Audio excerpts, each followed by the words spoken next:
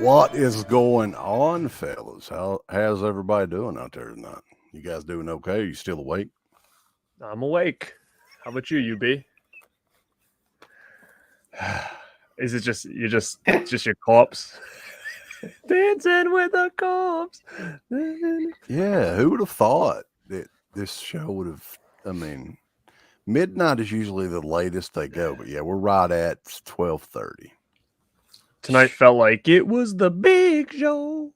That was long as fuck. Good lord. Yeah. I mean, that was 5 hours, right? It started at 7. Well, yeah, the pre-show was at 7:00, so yeah, it was a long show, and it was not. I don't know if where I'm a big fan of the Rumble or what. Usually, like I don't think it lived up to my expectations for the night for some reason. I definitely don't think it was I don't think this was a good event. You know, I've only really watched the pay-per-views. I haven't really been watching the TV show much. So, you know, going into it, I don't really know what's going on too much. But I mean, I didn't feel like I was really excited. I was excited for it, but I feel like I was pretty let down, especially by the men's Rumble. I think that really was a letdown because, you know, when you watch the Rumble, you're always looking for like, oh my God, who are these guys they're going to bring in that we haven't seen in a while or whatever. And there was like, what, Booker T and Logan Paul were like the two surprises. God damn. You know, and Logan Paul, man, like I know like whatever, he's a good wrestler or whatever and whatnot, but like I just don't get excited when I see Logan Paul come out. And Booker T was in there for about 30 seconds. He did like one move and got thrown out. So it really wasn't, you know. Well, what about there was a lot of guys in there they could have swapped out and just did something else? Because I know, like, you know, Zack Ryder was really pushing to try to get in this year because his wife did and all this other stuff. And I mean, it would have been nice just to see some different people than just like the regular roster. Like, we didn't need. And the thing is, too, it's like you even had like that one spot that was supposed to be Ray, and then he never came out. It's like, then why even go there? Like, why not just put someone else there? So we just got like a missed spot. Like, I thought something was going to come out of that. Like, I thought he was going to come back out or something. That's usually what they do. Like, they'll have somebody not show up, and then they'll run back out at the end or something. But nothing happened at all. So I don't know. Yeah, I was figuring for sure something would happen with that, but of course, no. And but I mean, did you guys watch the end? Like, I felt like that was the best part of the whole damn thing. I was like, yeah, I mean, that was blown away. I'm not even following that storyline, and that was still, I still thought that was pretty good. But the women's Royal Rumble was like better. This is like the third year in a row I thought the women's Rumble was better than the fucking men's Rumble. So I don't know what that says, but Nia Jax is back, boys. Yeah, I think what a big waste of time. Garrett and I both had the same reaction. They just, why in the hell, like, even bother? Yeah, I was like, that wasn't like a whoa. That was kind of like, are you kidding me? Like, I don't want to watch this even more now. You know, like, I have no interest in Nia Jax at all. I think she's a terrible worker. I feel like she brings nothing to the table. Awful. If you want to push somebody because of their size, they should push friggin' Piper Niven before they because she can work. That's the thing. You know, like. Like she can work. Nia can't work. She sucks. And the thing is too, like Rhea Ripley is fantastic. And I think the one thing I will say about this year is I think the two people that won the Rumbles are the people that should have won the Rumbles, I think. So, I mean, I think that at least got them moving forward. But because Rhea deserves it. I mean, she's come such a long way. Like she's like one of the best things, in the WWE right now. And she got pissed at Nia because she went to slam her and Nia gave her like no help at all. And then she like kind of dropped her. And then you could tell she was really roughing her up like big time. And I'm wondering if Nia's going to pull a shit like in the back or whatever, because she was hitting her hard after that, basically being like, what the hell are you doing? I think this was a one-time appearance. Well, I don't think so, because somebody just sent me her t-shirt now that's on the site. So God damn it. Wow. Man, who in the fuck ever wanted her to come back? Like, I don't understand. Like, I don't know if it's just me though. Did you guys think like, of course she's always been bigger, but it seems like she was even she's huge this time. She was, a couple of years ago or whatever. I know they were trying to get The Rock involved somehow, so maybe he was like, "Oh, well, step one, bring Nia back." You know what I mean? Like, who knows? Yeah, like, let her come back and fucking sandbag and injure about 2 or 3 people. Like, of course, you got to get Tamina in there still, because she's been there for 13 or 14 years and not done shit. The most boring workers ever too. Like those two. Like, oh my god, dude! I was just like, I mean, and that wasn't. That was like one small. So it was about probably what 2 or 3 minutes of the Women's Royal Rumble was just Nia Jax coming in, getting like piled on and then thrown out. The rest of it was actually pretty good. Yeah. So Asuka, they don't ever fucking use Asuka either. I know she's been out for a while, but they never give her anything to fucking do even when she comes in there. Well, I like the new outfit, new makeup and stuff though. It's kind of cool. She's amazing. Too many NXT girls tonight, I think, that didn't need to be there. Yeah, they're all from like New Zealand or like London or something too. Have you noticed that? Yeah. I think there was just too many, like 1 or 2 or 3 maybe, but like there was like 7 of them or whatever.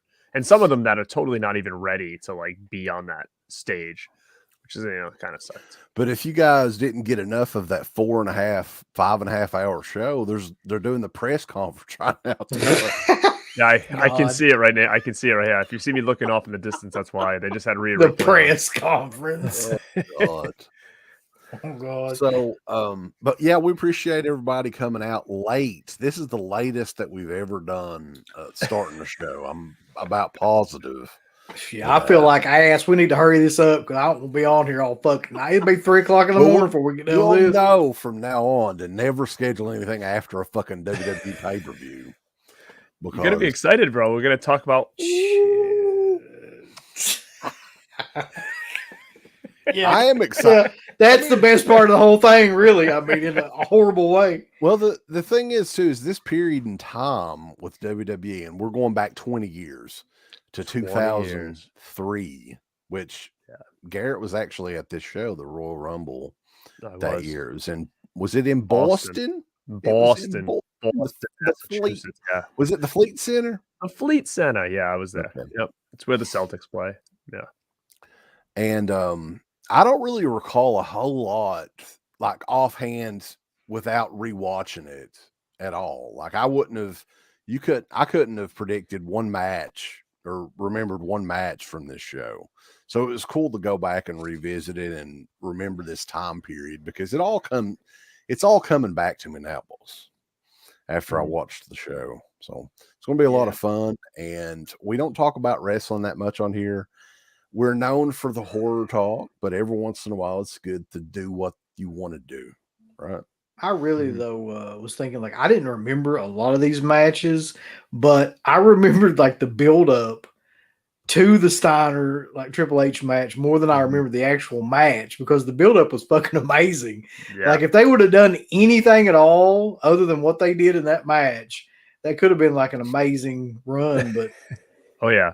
I remember, like, vividly this whole event because I went and I was so into it at that point. Like, I just remember being so excited for Steiner because that was his first match in the WWE. So, everybody there was like thought that he was going to finally take that belt because that was during that Triple H reign where like nobody could beat him for a while, where like pre-Evolution and Or was Evolution just starting at that point? I forget. I don't think they had started. They were in the early stages, possibly. But yeah, it was like that reign of Triple H where he was just plowing through guy after guy after guy. And then finally when Steiner showed up, everybody was like, okay, here's the guy that's going to finally take that damn belt off of him. Well, that was the gimmick for Triple H. Though, was just like at that time period, 2003, destroying all the old like WCW guys. That was his whole fucking gimmick. Like Booker T, and oh god, there were so many of them that came through there around that time that he just like Goldberg, yeah. So it was definitely pretty cool because they even when Steiner got there, like there was this big thing with like Bischoff and Stephanie like trying to sign them to this brand and stuff. I can still remember like leading up to it and how much promotion and hype he was getting as like the next big star. And I can still remember a segment in Raw where he came out and he was like, if I come to Raw, like I get a title shot right away. And then I remember Triple H said, and then he's like, Eric Bischoff promised me. And then Triple H says something like, what makes you think you can just walk on here and just get a title shot? And Steiner does the double buys. He's like, these say I can get a world title shot. Like, all you got to do is just, you got big biceps. That's right. He goes into Bischoff. Like, what do you think of this? Like, all right, you get a title match. These say I get a title. And I still say that all the time to people. Like, we'll work out at my gym or something. Like, we just go to work, just be like, I was sorry I was long on my break. These is why I was a little bit long. I still think though that Steiner was like one of the best promos though, and like they didn't really let him do anything then though. I mean, in terms of actual promos, because it's WWF or E or whatever it was at the time. But like, I mean, he was amazing when they actually went to TNA and like that whole thing took off. But I know we were talking about this, like the build up to that match. Like there was all kinds of stuff he did with Triple H. There was like they had an arm wrestling contest. Yeah. They had a fucking like push up contest, a pose down. Like every week it was something like that they would do. Yeah, it was built really well, and like the theme song for this event was so killer. It was like, remember that band Trust Company? They had like a really big album, and it was like that kind of weird like. It was the worst name for a band ever, too. Trust Company. It kind of had like that Breaking Benjamin sound, and it just was a real killer song. And it was like that was like the song for this event, and it just worked so well for the build up of that match. And I remember just being so hyped for it. And we'll get into what happened, but man, it was. Now this right here, boys, is a fucking album. Fuck Trust Company. You got to get Dio, Holy Dollar. That's a hell of a segue into Dio. Well, Sarah just brought it. She just brought it to me, so I was like, "Yeah." She said, "Get this." She said, "Get this shit out of the living room." This satanic. Get this shit out of my room. Yeah, she was checking it out earlier, so she was checking it out, like rocking out to it. Yeah. But fuck Dio. No, hey, won't you, Brian Andrew Pietrowski? Dio is way better than Pantera, dude. Oh no. Oh God. Just make sure he doesn't have the link to get in here. And I like Zach Wild and everything, but that's a fucking shame that they're touring using the Pantera name. I would not pay a dime to go see those assholes. What they're doing is shameful. It's shameful. It really is. And those guys are pieces of shit, if you ask me. Not to offend any Pantera fans out there, but it's true. I hate when bands do that, man. No. Yeah, I guess. I mean, here. But anyway, who gives a shit? Mailman's fault. He just signed off. He was so mad. He's like, God, shit. So we're going to go get started because, this is Royal Rumble 2003 retrospective. I'm sure people in the chat can let us know what you guys think of the show tonight, but we're going to go through these matches here. Now, this was presented, let's tell you how long ago this was, presented by PlayStation 2. Yeah, hell yeah. Ooh. I was playing a lot of SmackDown versus Raw, though, for PlayStation 2. I was playing Blood Rain on PlayStation 2 back then. You remember that? I never had a PlayStation 2. That's one PlayStation. It was a good system, I thought. I thought it was a pretty good system. Now, there's two different announce teams for this. They were hardcore into the brand split at the time. And Michael Cole and Taz were from SmackDown, and of course Jerry the King Lawler and good old JR on Raw. But the opening match, I think it was a SmackDown match because Taz said his catchphrase at the time. You remember that, Uncle Bill? Taz's catchphrase at that time? When Brock Lesnar come down there? Oh, was it the "Here Comes the Pain"? Well, here comes the The pain. pain. It's like he couldn't wait to say that. Yeah. Freaking Taz. But yeah, Brock Lesnar, opening match, Brock Lesnar versus the Big Slow with Paul Heyman. And I didn't even remember Paul Heyman ever being with the Big Show, really. But it must have been a brief thing. Yeah, it was it went from Brock to Big he changed sides. So like he was with Brock, and then him and Brock had a feud, and then he jumped to Big Show's side and turned on Brock, and then Brock went babyface. And then that's why he was with him. Remember, like Big Show had like a flat top or whatever in this. Yeah, this was when Like jeans. Big Show was a jobber for a long time there. They couldn't figure out anything to do with him, of course, because like he's horrible. But like around this time, this is when he was like he had his resurgence and everything, and he was like knocking people out with the punch and all that shit. Yeah. And like they were trying to put him over as like a championship kind of contender at that. And they did this a couple of times, like throughout the 2000s. This was one of those times where they were like really trying to build him up. Mm-hmm. Yeah, he got a lot of those little mini pushes or whatever back in the day. He'd be unstoppable for like 2 months, and then he would like lose a big match, and then he'd be like buried again. I always felt that they did the Lesnar feud though, just to show everybody how fucking strong Lesnar was. Yeah, what he could do to the Big Show, lift him up and suplex him. And by the way, was there ever another Rumble where a dude had to fight somebody at the beginning of the Rumble to get into the Rumble? Because that was the case here. Yeah, I don't think so. I mean, I know they did that with Mania with the Daniel Bryan situation, but I don't think about the Rumble. I mean, maybe, but not off the top of my head. I know it seems like a few times they had like tag teams that had matches and they were also in the Rumble itself, but I don't know if they ever did anything, you've got like a wild card match or something, to get in the Rumble, you got to. I just saw Brian's reaction. He's so fired up. You can tell. I can almost like when I read it, I can almost hear him. Yeah. Hey, Brian, why don't you just eat my smelly ass, you piece of shit? Go pass out. God damn. You drunk buffoon. You drunken buffoon. Drunken buffoon. You don't want to fuck with me this I got a snake, man. Because the filter is off pretty much. I mean, I'm gonna have to try to watch myself because I'm on Greg's channel too. Multi-streaming. That's right. That's right. Yeah, you're on my channel. I can't get those thumbs strikes up and like the video and blah and whatever, Right. So big surprise though, real quick, is that Lesnar won that match. Yeah. Nobody saw that coming or anything, but Big Show's gonna win. He's gonna beat Lesnar. He's gonna win the Rumble. Yeah. So a couple things, little things popped up though in between. Like there was an interview segment here. Terry Runnels was one of the interviewers back then, and I kind of remembered that. Yeah, that was kind of her role there for a while. I think on Raw, she was interviewing Jericho, who looked. And I was thinking, I wrote here, he looked 30 years younger, but it is 20 years, honestly. So, yeah, looks like a different guy. Next matchup, though, the Dudley Boyz, Bubba Ray and Devon, who were newly reformed, they said. So, this was fresh off of Devon, the Reverend gimmick that they gave him. And did Bubba have a different gimmick?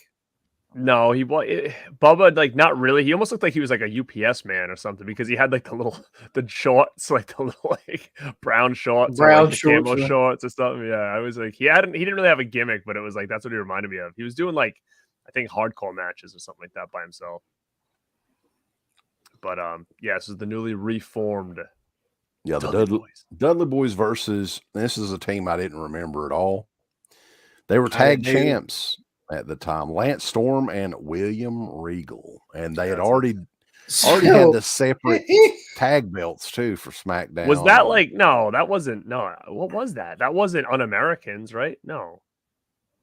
No. No, this was just a weird like mixed thrown together tactic. I used to hate when they did that. Like, but they would this just is throw two guys when together and like that was it. This was like on the precipice of when they were trying to make Lance Storm like hip, because he was so boring for so long, and they were like trying to give him a personality and all that shit. And like I guess for some reason they thought teaming him up with Regal would do something with that, but it didn't really work. Clearly, yeah, that didn't feel like a good team. That's probably why it ended the way it did. And also, I noticed in this match, the referee was Nick Patrick from WCW. Oh, yeah. How long was he in the company, man? Like, this was a couple of years after the whole WCW thing. So there was something that happened in this that I didn't remember at all. And like kind of later on in the match, Chief Morley comes out. Do you remember fucking Chief Morley? Yeah, I remember that. Alvin. That was definitely one of the worst authority characters of all time. Especially because like they used his real name and everybody knew it was Val Venus, right? It just didn't make sense. Chief of Staff Morley. I about pissed myself when he came out because that's just such a horrible gimmick. Like, yeah, he tried to interfere and it backfired with Brass Knuckles, I think. And they also promoted, and I'm like, they still had that restaurant. The World Restaurant in New York. Yeah, I'd never been there. I wish I would have. I always wanted to go somewhere. I wonder when that closed, because you would have thought by that point it would have closed because they got it back in like the late 90s. It must have closed right after, because I'm trying to think of how old I would have been here. So 20 years ago. So yeah, like wow, I can't even get over that, because.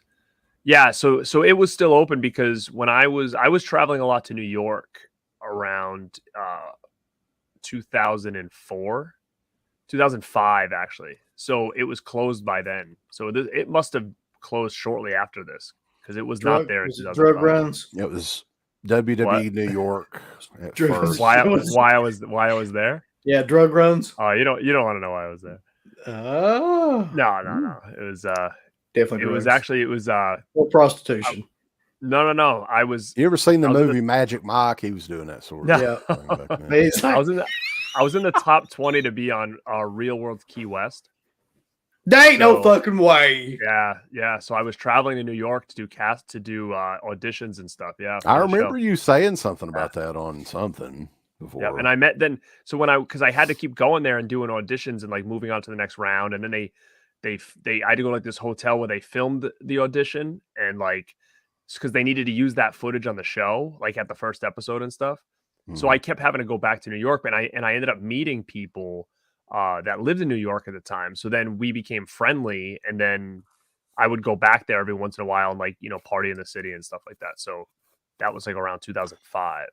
I catch Johnny Bananas over here, dude. But you know what's so funny? So truth be told is that obviously like they kind of tell you like, hey, if you don't get selected, you don't get that last call. If you do get selected, we're going to call you, and it's going to be within 2 weeks from today or whatever. We're going to try to have our decisions. And then all of a sudden it's like I didn't get that last call, and I was getting a lot of the calls like leading up to that. And at that point I was like ready to quit my job. I'm like, I have to be on now. Like I keep progressing now I'm at the top 20, blah, blah. And then, I can remember they didn't call, and I was like, did they mean 2 weeks from like 2 weeks business days? Like I was like starting to freak out a little bit. And then the show ended up airing, and Johnny Bananas was on that season. And I remember looking at the cast and thinking to myself, well, if I was ever to be on this, it probably would have been that role. You know what I mean? Because it's like, I was just looking at the cast and I'm like, okay, well, I wouldn't have, there's 3 girls or 4 girls. I wouldn't have been this guy. I wouldn't have been that guy. And I'm like, it had to have been like, because they used to cast you based on like a specific look or nationality or whatever it may be. And I kind of feel like at that time, like I had the same kind of haircut and all that stuff. And I'm like, that was probably my role. That would have been Johnny Bananas, but fun fact. I don't know a thing about that show or anybody. I don't either. I miss Tony Pepperoni, Johnny Bananas, whatever. Yeah. there was a segment here that I cracked up at too, like a I know what it promo is. type thing. I know what it is too. The Colossus of Bogger Road, Nathan Jones. Dude, that was killer though, wasn't it? Though I felt like that was a cool promo though. His Like, build I up thought was that like was 1,000 times better than him in the ring. Yeah. Oh my god, him in the ring was like a huge disappointment. He was like always falling down and shit. I can't think. I was trying to think of like what was his gimmick nickname. I was like the Bastard of Bugger Road, or the. That's like, That would have been better. Yeah, I knew it was something the like Colossus of Bogger Road. Yeah. Man, that's like one of the worst nicknames ever, though. that. It's I kept wanting to say it was the Beast of Bray Road. You remember the movie, the Beast of Bray Road. I swear to God, I was like, that would be a killer name for him, the Bastard of Bugger Road. The Legend of Boggy Creek, Nathan Yeah. Jones. But Nathan Jones went on to become a pretty successful actor since then. He did. Which is interesting.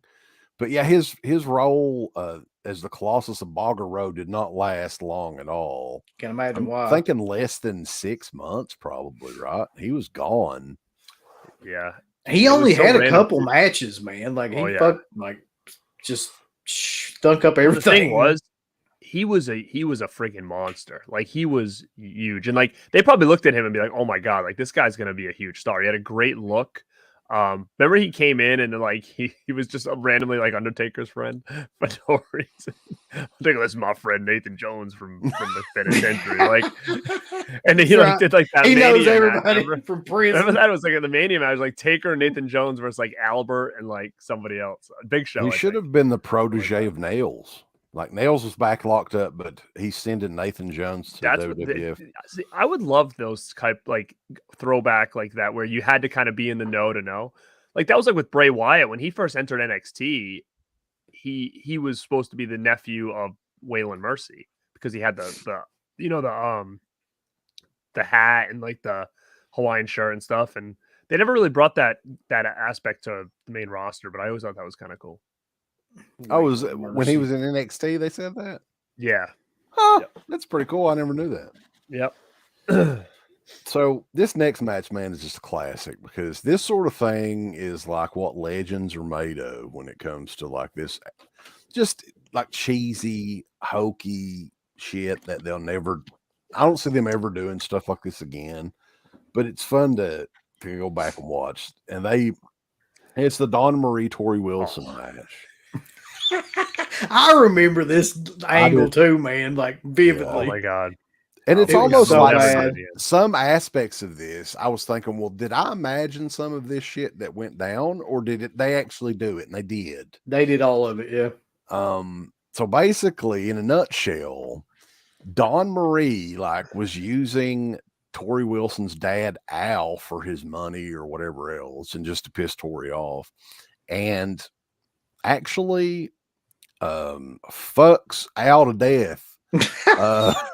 Storyline wise. That's so funny. It was so. I mean, like, think about that. Like, that could never happen again.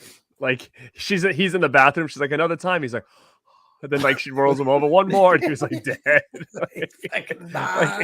And the thing was, and correct me if I'm wrong in the chat, but like that, I think that really was Torrie Wilson. It was. Yeah. It wasn't an actor. Like, no, how did he get that? I remember role? that. Like, hey, Dad, we got to tell you, I'm waiting to come to Raw. I bet he loved that. He was like, "Oh damn, this is amazing." I'll tell you what was for Torrie. Like, the best part about that match.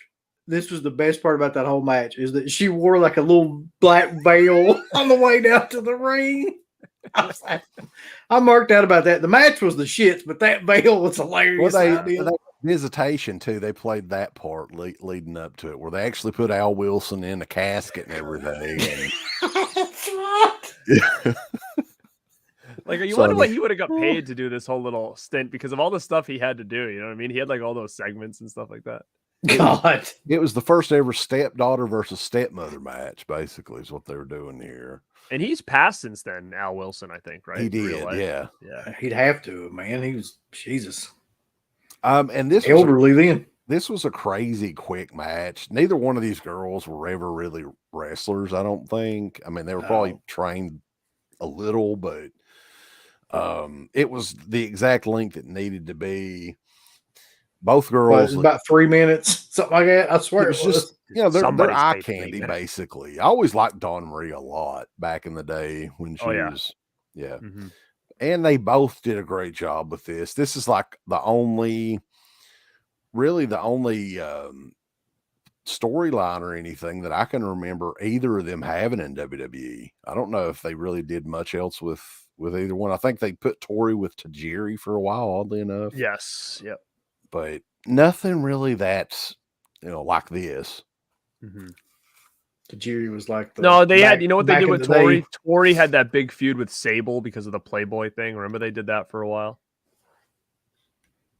Sable was in Playboy and then Torrie got in it, and then Sable like turned heel and came Yeah, back. it seems like I kind of remember that. Yeah, because that's when Sable came back and she met Brock.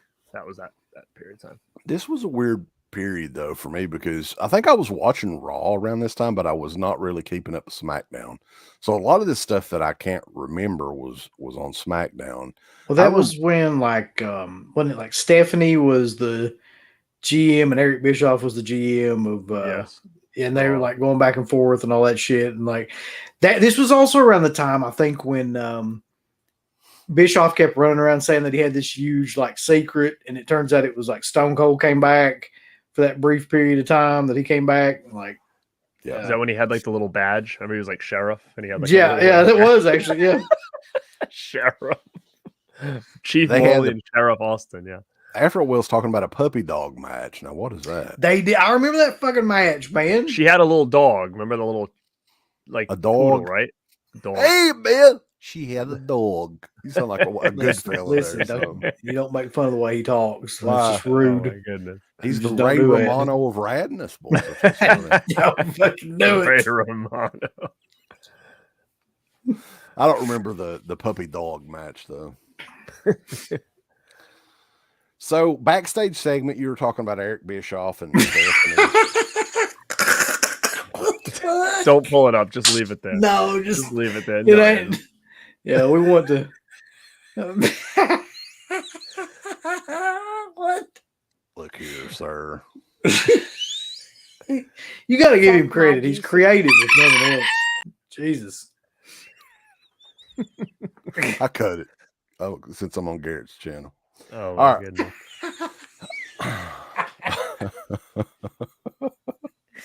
All right. Backstage segment with Eric Bischoff, Stephanie, and Randy Orton, who had like what kind of haircut did Randy Orton have? Did you guys notice this? It was like that the spider cut? It was like a Justin Bieber type like hairdo. It looked so odd. Oh, is that okay? So yeah. That's when he first came. It was like long and shaggy, kind of in the front. Yeah. There's a spider. It looked like he had a spider hanging down on his head. Yeah, that was the 1-800 get well Randy or whatever gimmick.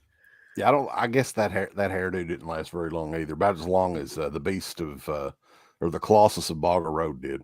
The bastard of Bugger Road. And they had a whole thing with like blood is thicker than water and thicker than urine or something like that. Money is thicker than blood, though. Money is thicker than blood. Yeah.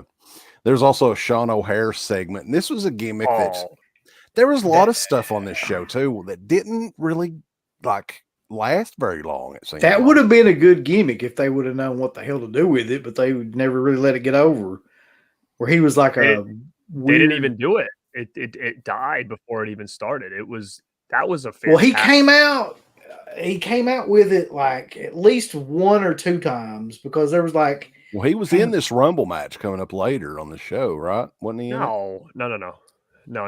He came out during some sort of contract signing or some sort of signing. Yeah, you know what happened was so number one, that gimmick would have been it was way ahead of its time. I think it would have went over. Sean O'Hare was a freak of nature. Great athlete. I think that he had a lot to offer. But what happened was they were going to push this gimmick hard, and then something happened where remember like the whole segment with it had to do with Piper. Remember, like Piper and Hogan. Yeah, that's what it was. And then Sean O'Hare came out, and like, Piper was with him. So that's what they did. They ended up like dumping it to put him with Piper, but I don't remember why he needed to be with Piper. Maybe to like take a beating or something because Piper couldn't take one, so they needed someone to be like his heavy or whatever.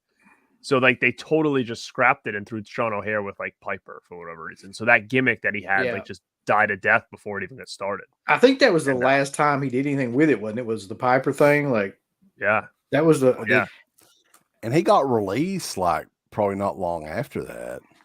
It didn't seem like he passed away very shortly. Yeah, he died.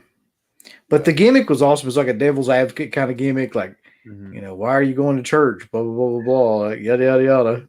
Yeah, he's like an evil motivational speaker. Evil motivational speaker, yeah. That's the best way to put it. So that leads us to the match that you guys were talking about and all hyped up about. And man. This is a classic in a very wrong way. Interesting, yeah. Triple H versus Big Papa Pump is your hookup. Holler if you hear me.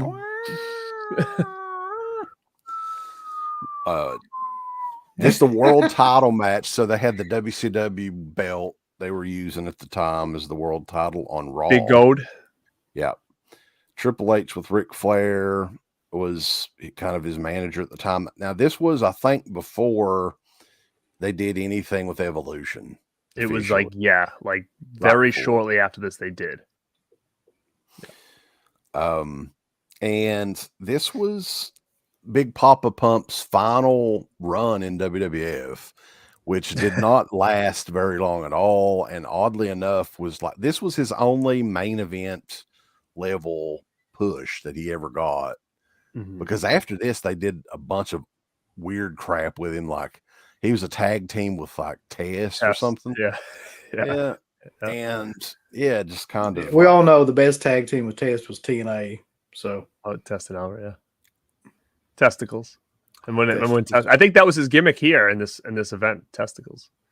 Yeah. So this match was awful though. This was like terrible. Listen, I watched it. I couldn't believe how fucking bad it was. I didn't remember it being that bad. But like they botched probably half the stuff in the match. This is one for people to see because it was like when Steiner came out, that place was on their feet, like thinking, "Oh my God, we're gonna see it happen."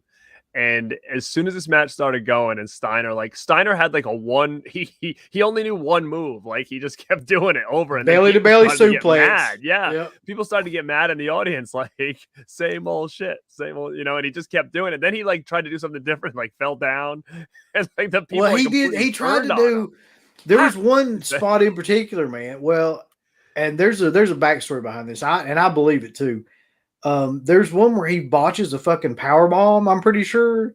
It was the double underhook. He went, and then throw one up and fell with it. Yeah. Well, there's a lot of rumors that Triple H kind of sandbagged like every move like that he would try to do, and kind of wasn't trying to help him out or anything like that. And you can look on his face and see like how much pain he's in when he's trying to get that fucking suplex because he's not lifting himself up whatsoever. He's just kind of like lifting dead weight. Steiner did have creator wrestling. Yeah. It was I guess this match is what really led to them not wanting to really do anything with Steiner because he was very limited. This was it. This was like basically, I think they said like they probably were like, listen, show us what you can do out there, and you're gonna, it was a DQ loss, I think too, so it wasn't even like it didn't hurt him per se, but I think they probably were like, show us what you can do, and then you'll get a rematch and get the belt or something. Well, here's the problem, man, and I'm assuming this is Triple H that did this. That match was 18 minutes long. Now, that big son of a bitch doesn't need to be out there for 18 minutes. Like, at any point in his career, he didn't need to have an 18-minute match. But they did, and, like, he completely, by, like, the middle of it, was completely gassed. And I don't think he was able to do much of anything by that point anyway. Well, and the big gimmick thing with Triple H cheating all the time and shit was the sledgehammer deal. Right. So that's kind of a bullshit ending for a pay-per-view match as well, I thought. Like a DQ sort of thing. Well, what's crazy, and I think I might have been talking to Wes about it. I don't know. I think it was. How, like, Steiner was unbelievable, like, pre-Papa Pump. Like, when he was in the Steiner Brothers, like, he was just... He could fly around. He was fast. He was still huge. He wasn't as freaky as Big Papa, but he was big. And I mean, Yeah. it was just like he was just such an incredible athlete. And then you just see what can happen in just a few years' time. I mean, you're thinking, what was that 2003? Was that 2003? Yeah. So that means like, okay, so you're talking probably 10 years earlier. So you're thinking 93-ish is when he was in the WWE as the Steiners. Okay. He's hitting that yeah, steroid cycle pretty hard. Oh yeah, you could just see the difference. He could barely move around, and to make matters worse in this thing, he's like halfway through the match, his pants like come down, and he's got like this purple thong, like whale tail hanging out the back. And I'm like insult to injury. Everybody in the audience is already like turned on him. The back is probably freaking out in the back. Like Steiner can't go. What the hell did we spend all our money on? And then he's got a whale tail hanging out, and it just makes him look like a big idiot. And it's not even like it's like a purple like lace one. It's like a silky weird one. Like I don't know. I just think it really the thing about Steiner was too, though, is like he's apparently like a legitimate tough guy too. Backstage, like he was not somebody to fuck with. He was a huge guy. Like he was an amazing wrestler at one time or another. Wrestler too. Yeah, so I mean he had a whole amateur background. But it's like something he never fit when he came back for that whole period of time anywhere in WWE. I was thinking about this though, man, because Garrett, it was me and you that were talking about the original run of the Steiner brothers and what Vince wanted to do with Scott Steiner. And I don't know if Uncle Bill even remembers this, but the whole Lex Express thing or whatever, that originally was Scott Steiner. That wasn't Lex Luger. Mm-hmm. And he didn't want to. You said he didn't want to leave his brother behind. Yeah, they wanted to push Scotty to be like the next Hogan, break him off on his own, have him come in the Rumble and like win it. I don't know if it was 94 or 93. I don't remember which Rumble. And Scotty declined it and said, I'm not going to break away from Rick. So then I think they shoehorned Luger as like their next go-to guy. Which is weird because Rick was always the more popular of the two brothers, like during the tag team and stuff and the WCW and all that. But Alfa Romero's got a good point, and I hadn't really thought about this, but this is exactly true. It says Steiner's one of the greatest transitions in wrestling history, completely reinvented. Yeah, I mean, he was just a boring kind of mid-card wrestler. He was a great wrestler, but he just never got over whatsoever in the Steiner brothers. They lost steam in like the mid, like when they got back from WWE to WCW, that's when like they really started to get really died out. Like Scotty had cut his hair and it just didn't feel the same as it did pre like 93. Like, so he needed to do something and he did. You're right. Like what other wrestler completely kept his name, but changed his look to be something totally different. Look, everything, and he was never a talker, and he became a talker. You know what I'm saying? Like everything changed. And you're right. He definitely did. I mean, people on here, you can say whatever you want to about him in terms of like his charisma or talent or whatever, but like he had to be a genius in some ways. The shit he did in TNA was some of the funniest stuff and most memorable stuff I've ever seen. Like in terms of like what he was saying, and especially like. There's the math promo and all that, but like, remember when he was the ring announcer and for like, I don't remember that. There's a spot in TNA there for about, I think he did it maybe once or twice where he was the ring announcer. So he would like call all the guys down to the ring and he was like hacking on people. Like he'd get to the Dudley boys and he goes, hailing from the state of obesity.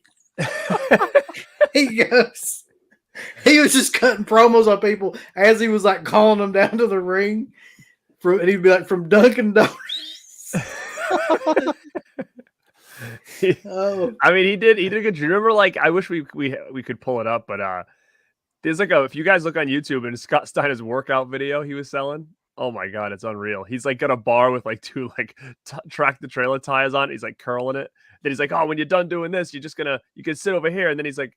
He's doing like dips and he's like, hey baby, come over here. And these two girls like straddle him and he's like doing it. He's like, and I'm thinking to myself, like, and if you bought this video, like what are you gonna do? Like tell your wife, come over here, you're gonna lay on me while I do these things. Like, what was the point of this thing? I'll have to check that out. Yeah. He was so like it was just wild to see like what he turned into. And I mean it's cool too to see his nephew, which is Rick's son, in NXT and coming up and stuff. So I think the Steiners themselves, like both of them, it was just they were so good. And it was just really sad to see where he was in this point in time, and that this one match basically ruined that whole run for him in WWE. And at that point, like you said, like there was nowhere else to go. So it was like, this was it. He left WCW on top, took like a year off or whatever, came back, and then he was basically a mid-carder forever for the rest of his life. Triple H, man. Just burying people all over. The time off the road, not wrestling, and the roids and everything, it was like, it didn't work out for him, unfortunately. But continuing on, this was the WWF Championship match, and I don't It's a tough one to watch, man. Yeah, I mean, I definitely thought so as well. Kurt Angle versus Chris Benoit. And I mean, this was the match of the night. It was, honestly, but at the same time, I didn't. That's the thing about Benoit is like I've watched his matches and stuff over the years, but I just don't. I watch them, but it's kind of like watching paint dry at this point because I don't get anything out of them because ultimately, and I know some people can turn that off and that's cool, but I just, it is what it is. No, you can't watch that stuff anymore without thinking about it. There's just no way. I agree. For sure. And what I did like about this is I actually really liked Team Angle. I thought that was like a real cool trio. I thought Shelton and Haas and Benjamin were a freaking fantastic team, especially at that time. I really liked them, so it was cool to see them in here. I kind of forgot about them a little bit. Mm-hmm. And you're right. Like after the Steiner match, people were deflated in that arena. And then when these guys came out and put on the show that they did, it got a standing ovation, and I can still remember that. And then Angle walked out, and Chris stayed in the ring and looked up, and everybody in the whole arena stood up. And what's crazy is that with the WWE Network or whatever, it's Peacock, they were cutting a lot of Benoit stuff out. They actually kept in the standing ovation with Benoit in the ring. He's standing there all by himself, and the whole arena is standing at their feet saying, "Thank you, Chris," and clapping. And this is awesome and all stuff. And I can remember when that happened. And you look at that now, and you're like, wow, it's kind of weird that they'd keep this because number one, it's post match. It's not even in the match. And it was like this big celebration for Chris Benoit. And this match really, where Steiner, it killed his WWE career. This match put Benoit on that next level because then the following year was when he won the belt at Mania. So he was, and the Rumble and stuff. And I think this match really solidified him as a big player. And what's crazy to think about, and it's weird, is that WWE put everything on Benoit at one point as their world champ. And you look at that now, and it's not only just crazy because of this Benoit story itself, but Benoit was really great in the ring, but he never seemed like he could be the guy to carry a company because he just didn't have that. Brett had more charisma. Well, ultimately, if you look at his run, though, he was the champion, but he wasn't the main event, really. Right. I mean, it was not. He wasn't the focus of the show. It was still the same, Triple H and because there was two titles here too, right? So he was one of the title holders, and the other one was Tripp, I think, right? I'm not sure. I just remember. Triple H had the WCW championship, basically. Yeah, at that point, I recall just the shows themselves. He was never the guy. Even though he was the champion, but they never did give him the John Cena rub or Triple H or where he was. Was it him and Eddie that were the champs together? I think. Yeah, I think they were for a while. Yeah, definitely when they were both champions at WrestleMania 20, I think. At the end there, but it's a sad thing though, man, because who knows what happened with that. I mean, I think it was something that really, really went wrong up here with him. That's the only thing that makes sense. But at the same time, regardless of what it is, his entire career is erased, really. I mean, it's on there. You can watch it, but all of the great matches and everything, you can't, I can't enjoy them. And he was a great technical wrestler with a lot of intensity, but he just did not have any charisma or any kind of I don't know, just whatever that it factor is that makes people like really good. Like you were saying, I think Bret Hart had more of that than he did. Like, I mean, and they were basically the same type of wrestler, but it's just like something was missing from Benoit that whole time, and it always was too. Even like WCW and all those at that time period, there's just something always was missing from him.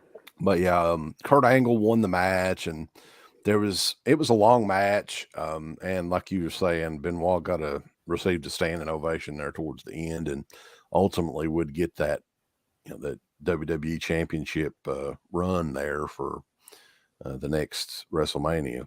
But the Royal Rumble match, and these are always fun too, because there's random characters that come out there and you're like, who the hell is that? And there was definitely a couple in this one that I was like, I don't remember that at all. But this probably though had the most like huge superstars together in one Rumble that I can remember, like in terms of the modern era. Pretty much everybody you can think of that was big, through the 2000s, and even some still to this day, were in this Rumble, man. Like there was a couple of ones where you're like, oh, this is kind of shitty, but like the majority of them were all kind of legends. The majority of people, and that's another thing that's crazy is that you think about that, like they were like made stars, where now it's like it's either they don't want to make stars or they can't make stars, and it's just really hard to come by. But this was kind of like right post WCW, takeover, so they were trickled in a lot of those guys as well. So like everybody were big stars because it's coming off like the Attitude Era where everybody was just so over. But yeah, I thought it was a cool Rumble, and they had that big switch at the beginning that where it was like, so Shawn Michaels was the first one in. Yeah. And here's what I noticed with Shawn Michaels. Talk about somebody, and again, it has been 20 years, but like he looks like he's aged like 50 years in 20 years. It's crazy. Like I was watching it today and I was like, wow, like I didn't realize how young Shawn Michaels looked there. Like I couldn't remember that he still looked that young. And I'm thinking, wow, he's completely like he looks like old man Marley from freaking Home Alone now. Like it's just insane to see what 20 years can do. And I'm like, oh my God, like what am I going to look like in 20 years, Yeah, we're all fucked in 20 years. Like, probably. I think we're in that age now where like this next 20 years is going to be a brutal one. It's going to be a real steep downhill fall from this. It seemed like Shawn Michaels was like 9 times out of 10, he was always like one of the first 2 participants in the Rumble all the years he was in it. Because he could go, like they knew he could go almost the whole distance every time. Yeah, it started with Jericho and Michaels, by the way. Actually, it actually started with Christian. Like you think like Jericho's coming out, but it's actually Christian that comes out to distract him, and then Jericho comes up from behind and beats the shit out of him and then tosses him out. You know how upset I was in the audience? Because like Shawn Michaels is my favorite wrestler. So I was like, oh my God, Shawn's at the beginning. I get to watch him for a long time, blah, blah, blah. Now let me ask you a question, because I'm horrible with timelines and stuff. But like, was this the time period when Jericho like punched Shawn Michaels' wife and all that stuff? Or was this later on? Okay. That was, if you guys haven't ever seen that in the chat, you've got to find that. He hit her for real. Yeah, and I don't know the backstory if Shawn said just do it. Like I don't know, but like he clocked her hard, man, for real. And it was like that was she had like this huge egg on her head, like it was knocked her out or whatever. Like, yeah, that was when Jericho was going through that interesting phase where he was like he'd wear the suit and tie, remember? Yeah, and he had like the short hair and stuff. So yeah, I love that version of Jericho. He was like straight heel, like he didn't like break character at all. Like this. Yeah.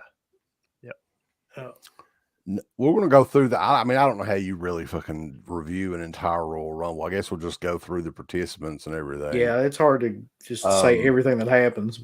Christopher Nowinski was number 3, the Harvard graduate, and there was a brutal spot in this match.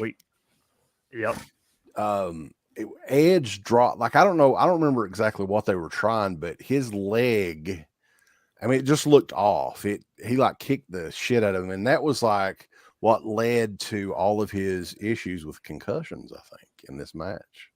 Probably Yeah, he was doing like ultimately Edge was doing like a flying drop kick off the top or something, and he was going after somebody else, and Nowinski was like laying on the ground, and when he like hit the guy, he like he like landed on Nowinski's head or his face, kind of. It was that did look like a brutal spot.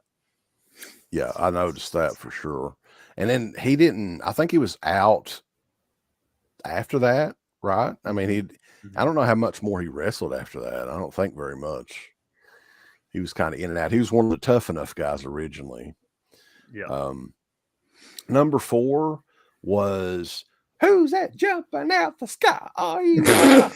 that's right. Think about that though. Think about that. That was 20 years ago, and he's still out there. Like that's wild. And yeah, he was number 4. I've never liked him either. Like for 20 years, however long it's been. Ray. Yeah, I only liked Ray in like when he was a cruiserweight in WCW. When we first saw him, I thought he was unreal. Yeah. But I didn't. After that, I never was a big Ray fan in WWE. When he got jacked up and got on the roids or whatever, like he just wasn't. Got the tattoos all over him and stuff.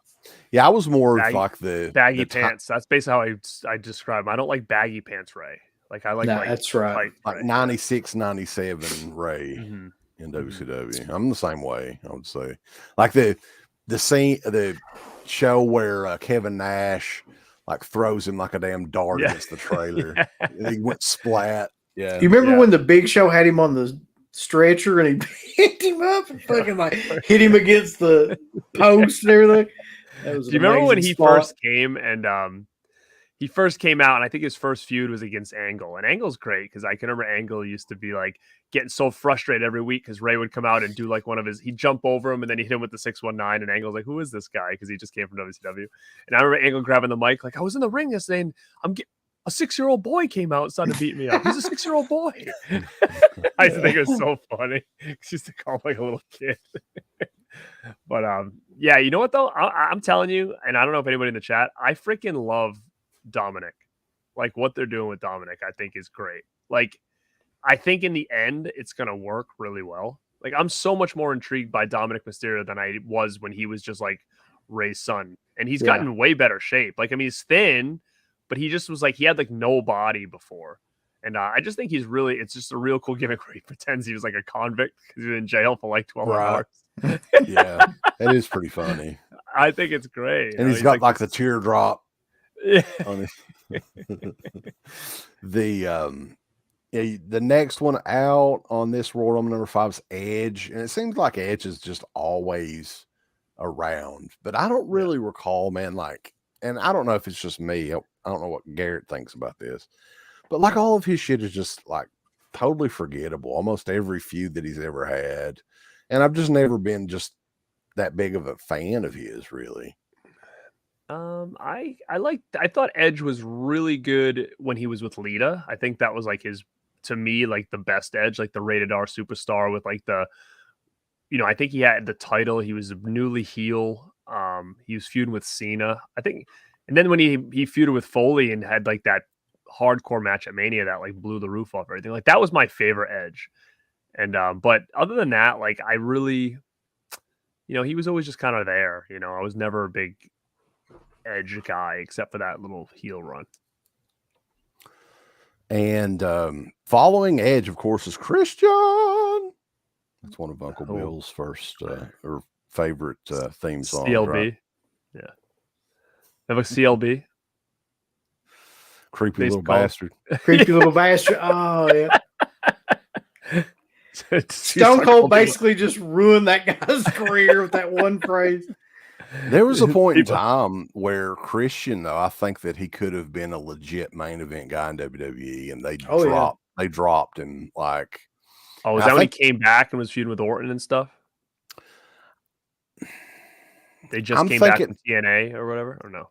No, I think this was right before he left for TNA, and he had the Close Your Eyes song and stuff like that. Like, I think that there was a point in time he could have been like the main event, Cinderella, one of the main event guys. Don't close your eyes.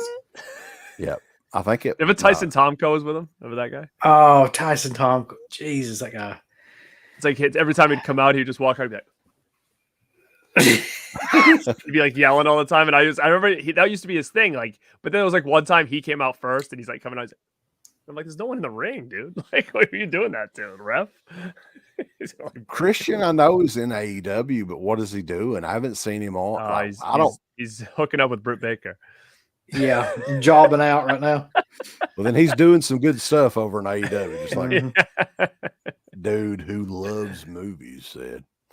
The next one out, Chavo Guerrero, another guy that really never Poppy. I'm sorry.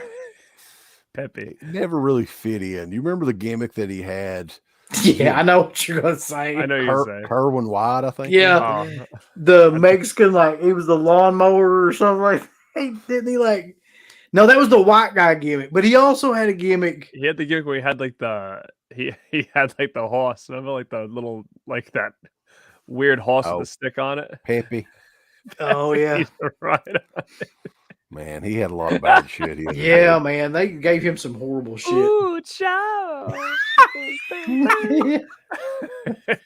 That was a good theme song. He was never. I could never get into Chavo. I don't know what it was.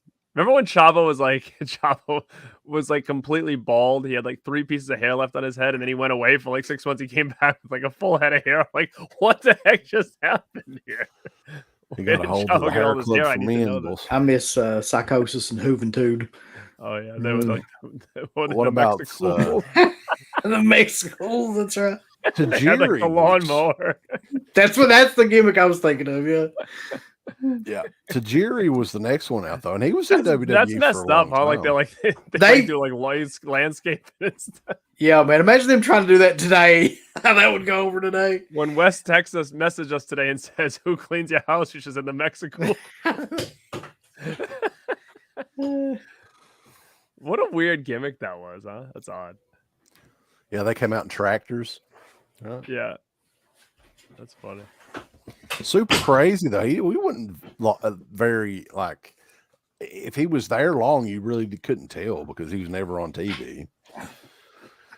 Anyway, Tajiri, number 8. Any memories of Tajiri in WWE? I mean, you remember he was like Regal's lackey or whatever for a while? I do remember that, yeah.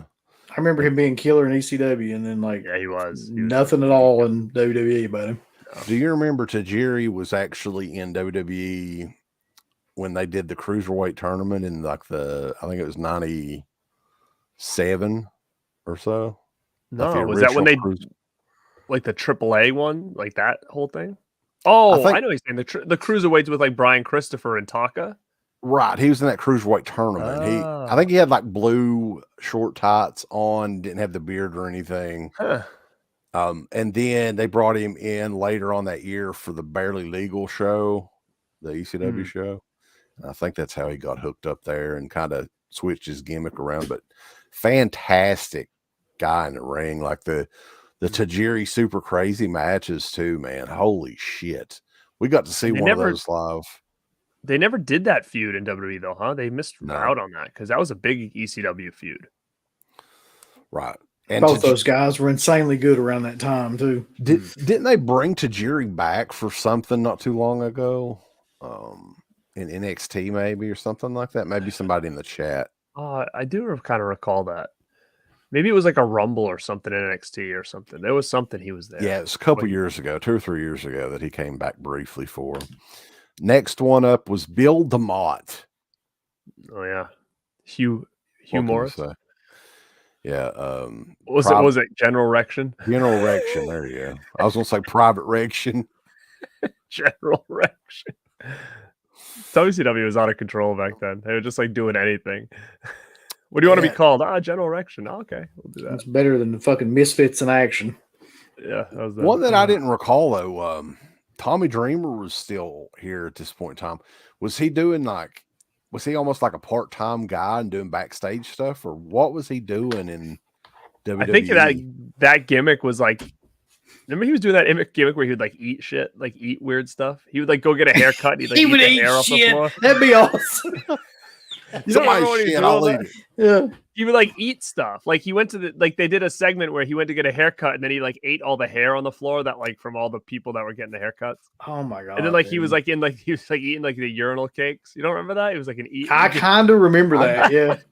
Yeah, And he was it Tommy Dreamer that wailed Jericho with that kendo stick and like put that huge knot on his head during this match? That was brutal. Brutal. Next one up, I know you guys have fond memories of B Squared. Beautiful Buchanan. B Squared. He was a wicked waste. He was such a waste. Wasn't he originally in like Truth Commission or something? Is that where he came from? He was, yeah. He was the Truth Commission recon or something like that in the Truth Commission. I don't know. I don't know why they kept him around. Rob Van Dam was number 12, and he's a guy that I think did way better than a lot of people thought he was going to in WWE. One of the biggest issues, I think, with him was himself, right? Because he was WWE champion, and then I think he and Sabu got caught with marijuana or something. And this was like in Huntington, West Virginia. That's what I was thinking, yeah. Yeah. Well, I mean, honestly, I think his biggest problem was he just didn't take any shit from like people, and he didn't really like want to kiss ass and stuff like that. I mean, he was a main event guy, but there after a while they wouldn't ever give him like any more push because I think he was he was so into like the weed and stuff that he just his motivation or drive or whatever like to try to live up to all that stuff like just wasn't there. Curly Jaws, real quick with the super chat. This is an interesting one. Would have Hakeem the African Dream start a stable? Why Lance Storm? To go against the Bloodline? That's a good question. Tonka? What? Old Curly Jaws is tired right now. He's had a couple of them gummies. Thank you, Curly Jaws. But RVD was that's a sad story in the sense that you're right. Like he had main event all over him. He was so over and he was such a good freaking worker. You couldn't deny how different he was than everybody else. And it's unfortunate that, WWE being the place it is and, him being the guy he was, it was just like he just didn't match that corporate. Probably. I tell you what fucking killed him though was the Saudi Arabia trip or the Iraq trip? Yeah. Whichever one he like didn't go to. And there was that whole big thing where he got suspended or something like that. It was supposed to be like optional. And so he was like, all right, well, I'm not going. And then Vince got pissed and they was like basically killed his run. I think one of the most fun pay-per-views that I ever remember watching, it was ECW One Night Stand 2015 or no, 2005.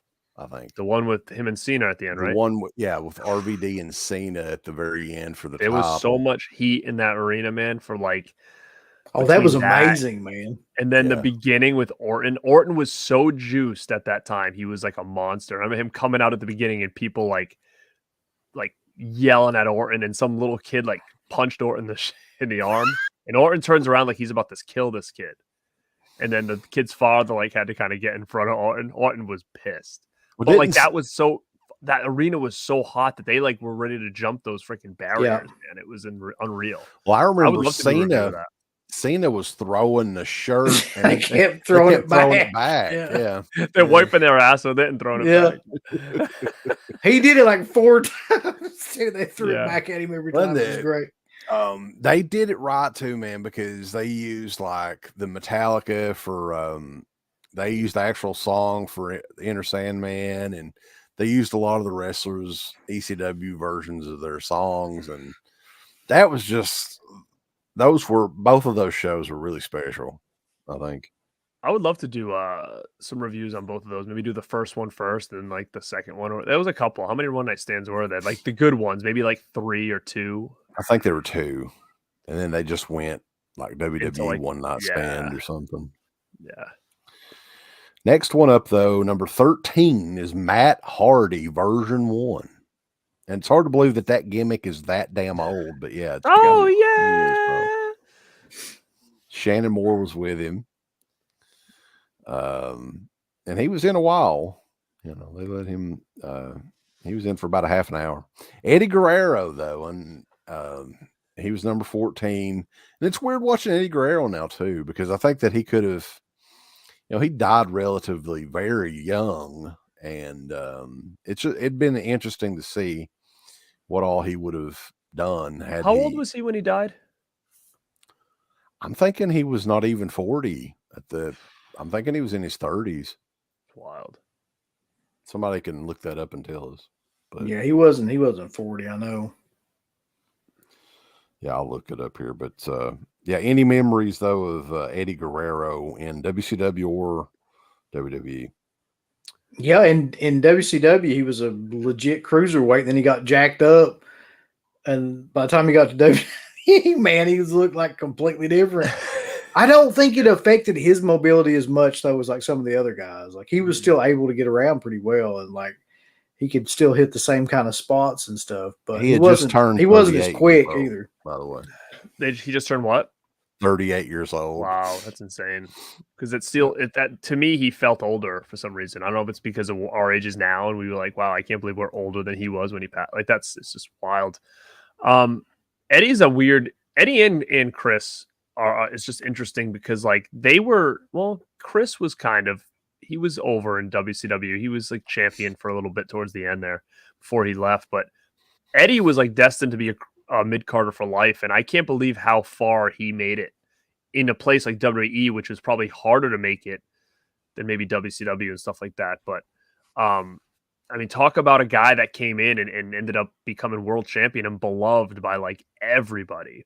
And WWE has still even said that they're looking for their next Eddie Guerrero, like a guy for, for that culture that's that over that could hold a title. Like they thought maybe it was Alberto Del Rio, and it wasn't even close. Del Rio, they wanted the shit out of people. Yeah, he probably could have done. They wanted him to kind of be that next Eddie, and it was like I knew right away. I'm like, he's not Eddie, not even close. But yeah, it's crazy to see how over Eddie was and got himself.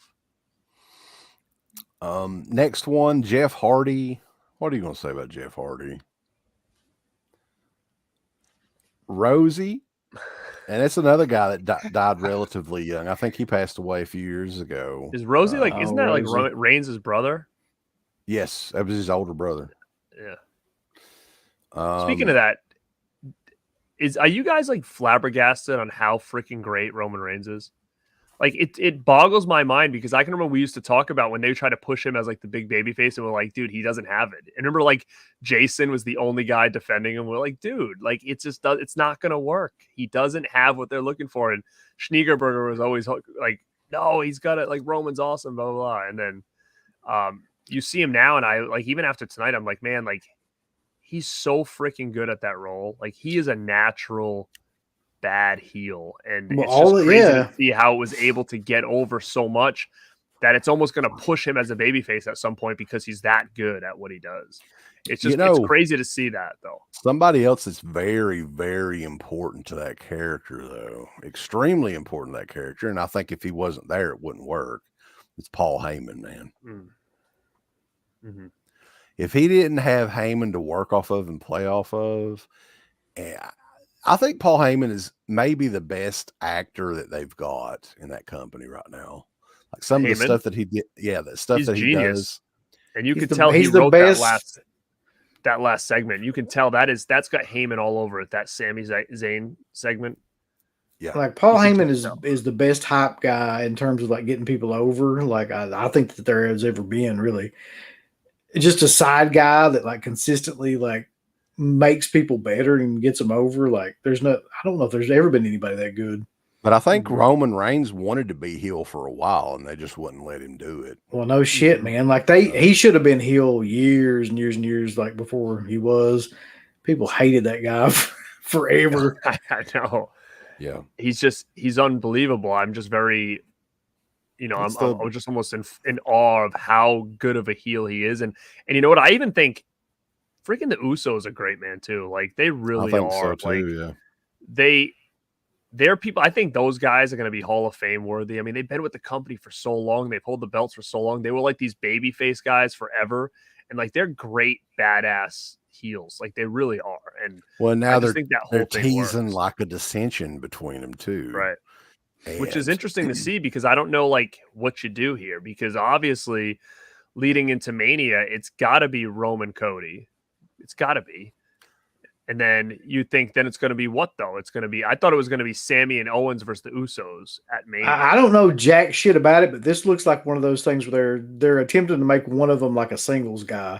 Like I don't know which one that would be because I don't know enough about them. But like Jay would be the guy. That's what it seems like they're trying to do. Here's my prediction because how many people's in the elimination chamber typically? The elimination chamber. That's next month. And it's in Montreal, hometown of Kevin Owens and Sami Zayn. Oh, they should do them all in there, like all Owens and then all the Usos or whatever in there.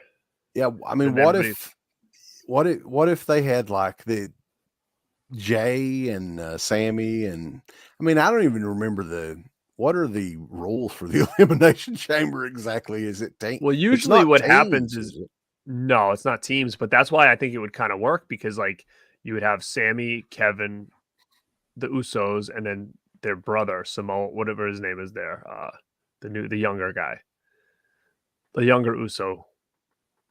You'd have him, yeah. And then what would happen is then you would get like them, like let's say like the Jimmy and that other Uso guy, I can't remember his name now. And Kevin Owens and them, and then all of a sudden, like Jay's like the last one to come in. Then all of a sudden, he has to choose, right? Like who he sides with, kind of thing. I think they might go that route. Is it Billy Uso? Uso's going to get Uncle Rock. Come on over. He comes out with Naomi. Uso. Is that no? He's not Naomi's husband. Naomi's husband's the heel one, right? I don't know. I know that Jimmy's the one that has the DUIs and stuff. So if they were going to they're not going to push him. If they were going to give a singles push, it would definitely be to Jay, I would think. Yeah. Test though was number 17. And he came out with Stacy. He was like a big baby face testicles. Remember? I love my testicles. That was like his thing. That's a guy that they just tried their best to do something with him, but it never worked. He was like, I mean, if you looked at him, he was huge. What was he like 6'9" or something like that? He was blonde, huge, jacked. Yeah, jacked up dude. I mean, he fit the like what was going on at that time perfectly. He just never, maybe it was the drugs or whatever, but he just never could work. He just couldn't. It was never very good. Though, he was a good worker. I felt like he was a pretty good worker for his size. I just think his personality wasn't there. But Test always did really good for himself with girls. Like he was really dating Stacy Keibler for a long time, and then him and Stacy Keibler broke up, and then he started dating Kelly forever before he died. And you look at that, and you're like, Test did all right for himself. She was like what 19, 20 years old at that point too. Yeah. And then he passed away, and like then. There was even something on. Do you remember that when Kelly was on a reality show? It was like, Sports Wives or something like that because she was married to like a hockey player or something like that. And then there was an episode where she was having like going through depression, and then she had to go see a specialist or something. And it ended up because she just kept thinking about the ghost of Andrew, which is Test. And it was like on this reality show because like they were dating when he passed away or shortly after. Or they had broken up, and then he passed away like very shortly after or something. But he had a run when they brought ECW back there for a little while, didn't he? Yeah, remember how he came into the mix? Remember how he started his debut? Not really, but I just remember he was there. He was the road manager for like security guard for Motley Crue on Raw. Remember that? Oh yeah. Oh, that's yeah. Yeah, Motley Crue was playing on Raw. Yeah. And one of the wrestlers was like trying to get to Motley Crue, and he came out and like attacked him and like it's head of security. And then he became like next week he was like a wrestler. Yeah, Vince Neil was like, "You'll never pass the test." Is that what he said? Yeah. And the reason he was called Test is because when Motley Crue was playing, he was the guy that went up and was going test. So then that just became his name. Test. This is a test. And that's what his music did. Remember? Test. Yep. Dun. Number 18, John Cena came out with the Houston Astros attire on. This was real early, man. When he was still like rapping down to the fucking ring. Yeah, that was great. I'd forgotten all about that like kind of era of Cena. So I'm guessing he was babyface at this point because they were in Houston. Or no, they weren't in Houston, were they? They were in Boston. So he must have still been a heel at this point. They were in Houston tonight. I don't know why I was thinking that. Where in the hell's he from, though? He's from Boston. That's what I thought. Yeah. Yeah, I'm confused. But yeah, John Cena and I know we talked a lot of shit about John Cena, but man, like that dude was fucking over. I remember when we saw him I think it was one of the last Raws I'd been to in 2010 or something like that. Probably the closest thing that I ever heard to getting Hulk Hogan like ovations was that ovation that John Cena got. And I kind of got it at that point. I was like, okay, I mean, this guy is like busting the roof off this place. So I kind of get it for that, but never was a huge John Cena fan. Yeah. I think it was probably just probably our ages at the time that he was over, you know, like. Yeah, we weren't 12. But I mean, I'm sure, yeah, like I'm sure my dad wasn't really like, when I was a little kid, he probably didn't think Ultimate Warrior was like great, you know what I mean? And I'm sitting there like running around the house with like face paint on, being like, this guy's the best. And my dad's probably like, it's not my thing, you know. Number 19, Charlie Haas, the Haas of Pain. Oh God. Charlie Haas, a great wrestler. Yeah. No personality, no charisma. No. Great wrestler, off the charts. He married Jackie Gata, so I applaud him for that. She was one of the hottest back in the day for sure. I don't know what she looks like now, but back in the day, she was fun, man. Rikishi. Rikishi. The father of the Usos and Solo was backing that ass up in Royal Rumble 2003. They should bring him back to fix what's going on over there. Well, if he backed that ass up now, like he's old, so he's probably got hemorrhoids or something, and that wouldn't work so well. They would probably like, you know what they should do? Out. Yeah. I don't know if they would do it just because I don't know if it'd just be such a ripoff that like people would laugh at it. But did you see like Billy Gunn, how over he is in AEW right now? He's so over, and like he's called Daddy Ass, and that's his thing. And he's so over, and he comes out with like these two younger guys or whatever, and his sons are over there too, and they call him Daddy Ass, and like he's so freaking over like Rover, like probably over as much as he's ever been ever, and at his age and stuff. But I was like, so they should just rip it off and have and just call freaking Daddy Oos and have freaking Rikishi come out and try to get him over again. Let's see, where am I at here? Jamal was the next one, and what were they called? The 3-minute warning or something like 3 that? minutes. Oh yeah. And when they beat up those chicks, do you guys remember that? How bad that was? Who did they beat up? Like the lesbians or whatever. Remember? Oh my God, dude! Yeah, and they got sued. All about that. He got wicked sued for that. Like, if you look at that, if you can find that clip on YouTube, it is disturbing to watch.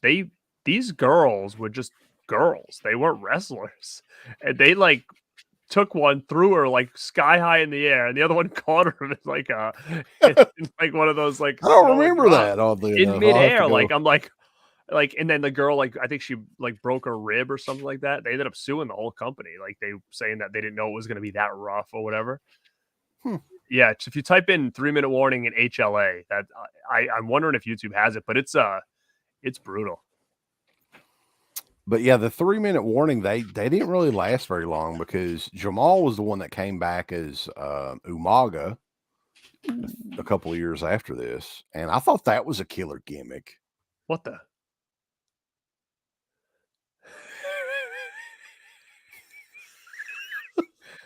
It's so damn late, man. She's probably like, go to bed.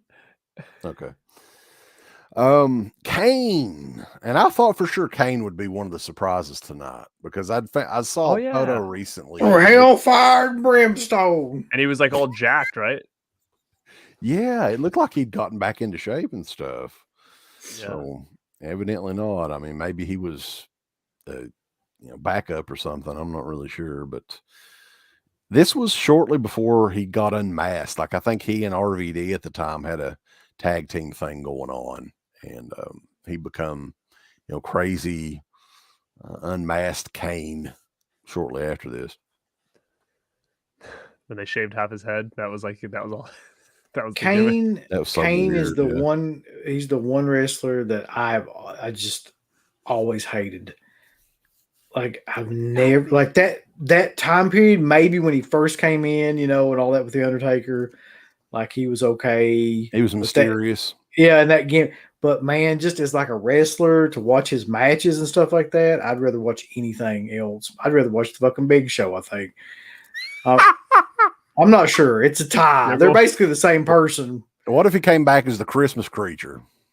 Yeah, well, that'd be fine. Yeah. You remember when they totally like forgot, like when they got a whole new. This is like when they got the whole new writing staff after the Attitude Era, and like they were bringing in like a lot of soap opera writers that had no wrestling background to like start writing stories.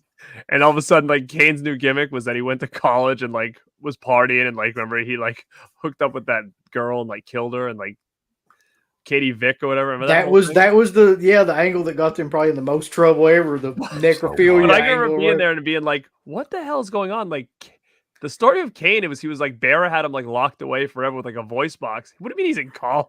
How was he in college? It's like, hey, wasn't there a thing though? Like, the part about that storyline that always confused me was there was a part of that storyline where Triple H like broke into the funeral parlor and was like making out with the corpse or what. I was like, what the fuck? Why? He was doing more than making out with the corpse. Yeah, it's like, was that supposed to like do something to Kane? I mean, you're humping a corpse. That's probably doing more to you.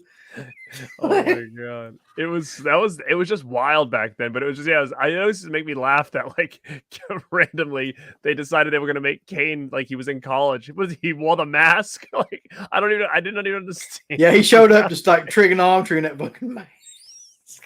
And the voice thing. Hey, I'm here for English. Then some kid like nudges him like, "Yo, dude, you want to come to my party tonight? There's gonna be girls there." Okay, like it just hey, never baby. made sense. Take you back to my place. I always just thought it was just like wild because like the writers just didn't. Is there extra credit for these assignments? Yeah. Excuse me, sir. You're gonna take the mask off. I can't.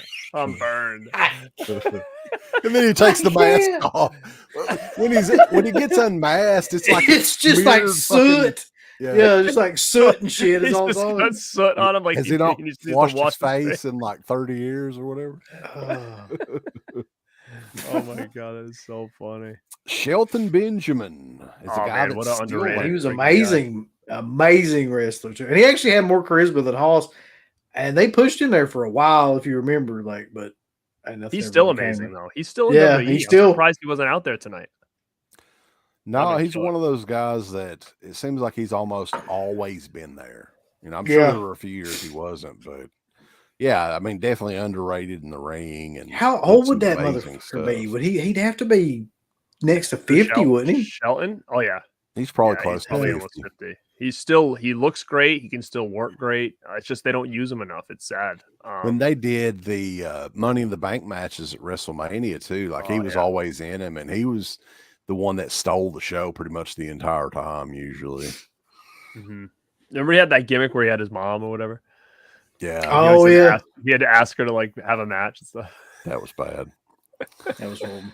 Number 24, Booker T. He was great back then. He was there tonight he was one of the surprises. You could tell though, man, he could barely move. Yeah, I don't think he'd been training for that. Maybe they just threw it on him or something because he was barely in it at all and pretty much thrown right out. Yeah. At one time or another though, he was like top 5 wrestlers. And probably one of the best tag teams ever that don't get any credit at all. I think he had a really memorable feud with Stone Cold too, like back when he first come in there. Oh yeah, the grocery store brawl and all that stuff. Yeah, that was some good stuff. A-Train, one of the furriest wrestlers of all time. What are you gonna say about A-Train? What was that gimmick that he had a few years ago when he first came back? Where he was Japanese? Lord Tensai or something. Lord Tensai, yeah. He was all shaved and stuff. He was like a fucking Mortal Kombat character or something. He had shit written all. You imagine how long that took too? Like he had a whole like And Japanese he was completely thing written. shaven too, you know, like it must have been like a whole process to That get him probably took shaved longer and to then do put all those that. little things on. Yeah. God, for that piece of trash to come out there and wrestle, you do all that. I mean, The thing that's was too, it's like waste of time. he's not even Asian, so why did we even have to do this? That's Lord Tenzai. He's from the Oh my Orient. god. Well, they kind of were like, he was known as A-Train years ago and has been in the Orient and trained with Yeah. Oh, that's whoever. Right. That's how they kind of explained it. Maven Bulls. Fuck, I've Tough always hated Maven. Yeah, I was shocked that he was the one that won Tough Enough. But You know what though? I felt that there was a point in time where Maven could have been good. He was a heel and he was like really all roided out, juiced to the gills. And I think he had like the IC title or something for a little bit. And I thought for sure, because he was always decent on the mic, I thought for sure, like, I'm like, okay, they've got something with Maven. And then I think it just died out. So didn't he come from Tough Enough? And that, like, Yeah. he came out of. He was the first one to ever win. Yeah. Gold Dust at number 27. And there was a tribute to Gold Dust tonight from his younger brother. Yep. Shattered Dreams. Yeah. Number 28, a very, very, very crazy young and kind of like no tattoos, Dave Bautista. The Deacon. He had a little belly button tattoo, though, which I always thought was so weird that a dude would It have. is. Have you ever seen anybody else have that tattoo? Because I have never seen that. No. Like a guy. That's so odd, yeah. But he looked crazy. Like he looked like a different person here. He was young looking. He did look very different. Yeah. But I kind of like Batista. I think that he was, for a dude that looked like that, he did way more than you would think he would be able to do.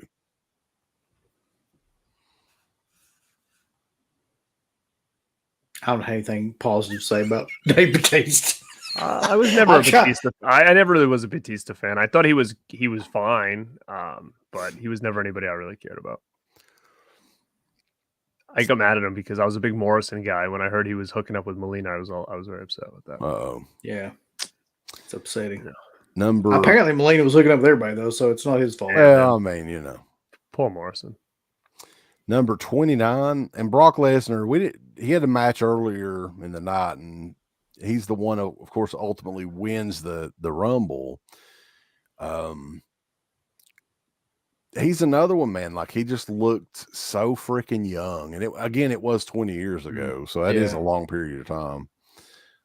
But Brock Lesnar's one of those guys that I think that he only comes around a guy like that every probably 30, 40 years, maybe, that just naturally got everything. It just, everything came natural to him, man.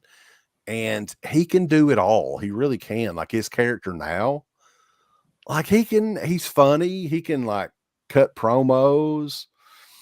I think that he's getting better and better, really. And I know Uncle Bill's not a big fan of Brock, but like he's one of those guys that I'm just drawn to the screen when he's on to see what the hell he's going to do. I haven't seen him in years, man. Like the Brock that I'm going off of is probably like from 4 or 5 years ago. I just got tired of seeing him come in like once every 6 months or whatever and just suplex the shit out of somebody and like go home. So he's been better when he's been doing this, like he's been better as this like baby face where he can like, he acts, he has a character. Before he was just stood there and let Heyman do all talking. And, yeah. I mean, even tonight, when he came out and he hasn't really been wrestling too much, but I was like, he looked great, like physically, like he still looked fantastic and he can still move. And yeah, Brock's really, really good. And he has a lot of charisma if they let him use it, which they are now. He comes out with like the cowboy hat and all that other stuff now. And it's just another evolution of the character. And I just think, like Wes said, it's just, you don't get people like that anymore. And I'm trying to think of like their roster now, if there's anybody that stands out where it's like, man, this guy just has it. And Brock was that guy. I mean, he wasn't the greatest on the mic, but I mean, I think the look and the way he worked. And the only one there that comes to mind is Braun Breaker. Like he's one of them that's kind of like that. Everything seems to be coming really, really fast. Because this dude is 23, 24 years old? He's very young. He's young, very young, yeah. It'll be interesting to see. So, Undertaker, and this was the Booger Red era of the Undertaker. You remember? He's got them soup bones, folks. He's hitting him with them soup bones. He probably said that 15 times every night. Like, Yeah, he probably heard that on like some sort of fucking show or something. He was like, that sounds cool. I'm going to use that. It sounds cool. That's probably my least favorite incarnation of The Undertaker, to be honest.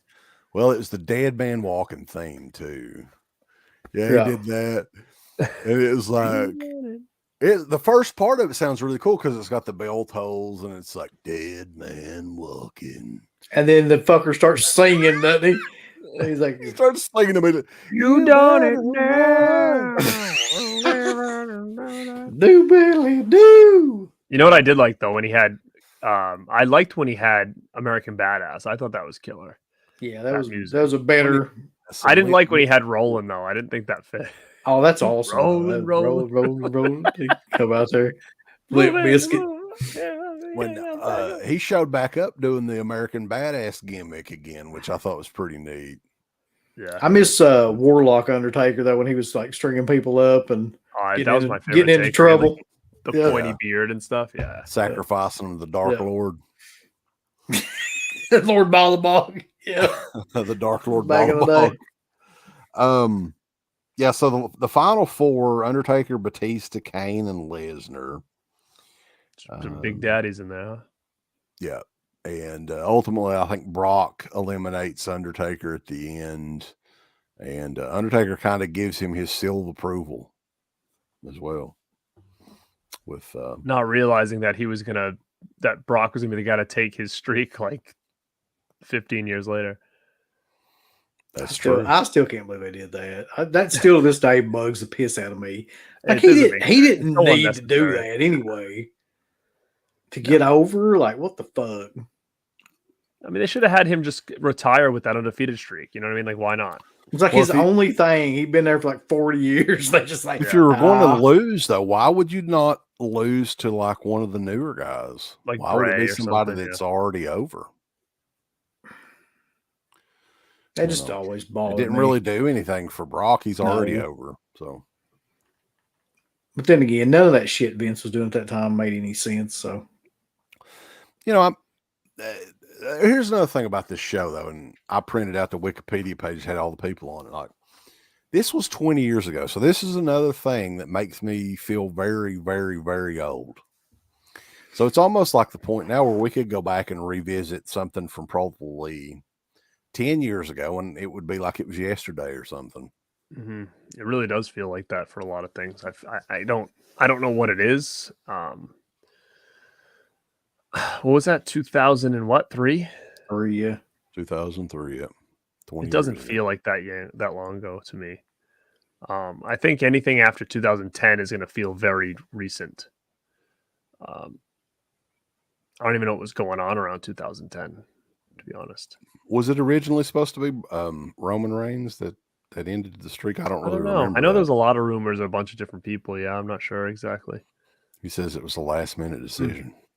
It's a shitty fucking match too, if you remember, because Undertaker got a concussion and really couldn't complete the match. It's just all of that was horrible. And I think Undertaker is one of those guys that probably should have retired 5 years ago, 6 years ago. Mm-hmm. It seems like the last couple of years that he was there, he was just kind of like, okay, here I am. Give me my money and let's go.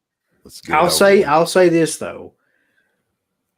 Those matches with Shawn Michaels and the AJ Styles match, I mean, those were all classics to me. So, I mean, it was worth it just for that. Cinematic match, yeah. Yeah. But yeah, I mean, I had fun watching this show. I enjoy watching all the Royal Rumble shows. I think it may be my favorite pay-per-view. It is. Yeah, it's mine too. Watch. But any final thoughts, you guys? No, I thought this was a good one to go back to just because, again, it's the 20 years I was there. And that Steiner match to me just really stands out as like just something that we would have found funny. But I was watching it, and then what happened was it rolled over to like the next Royal Rumble the next year. And I just like kind of kept it on. It was like watching like the next year. It was kind of like nothing major was really going on, but the Rumble came out and I videotaped it on my phone because I'm going to post it as like a reel or something because I thought it was funny.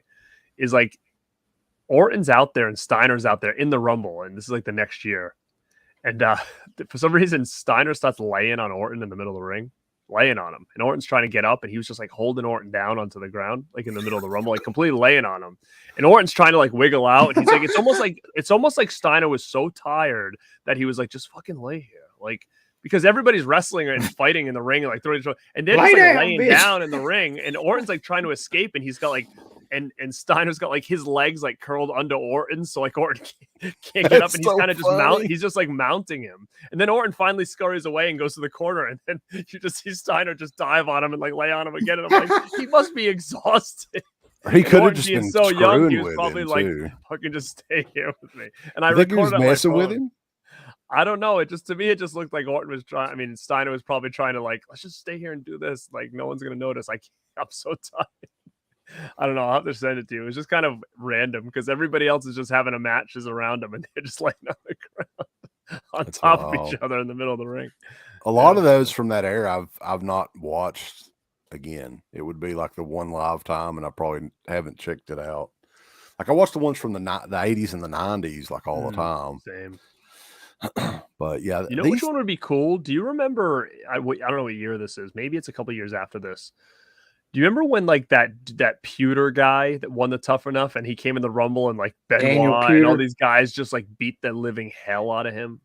They wouldn't let him. It was like it was planned. Like he came out, and it was like the next guy was like Bob Holly, then it was like Benoit, then Eddie, and they just all like destroyed beat this the dude. Shit out of him. Yeah. Do you remember that? And like he never for the back. Kurt Angle thing. Yeah, you remember the Kurt Angle thing where he when he like really hurt. He shot on Kurt Angle, and that was the payback. That was a receipt. Yeah, it was a rough watch. They just like totally just killed the guy in the Rumble in the middle on TV. It was wild.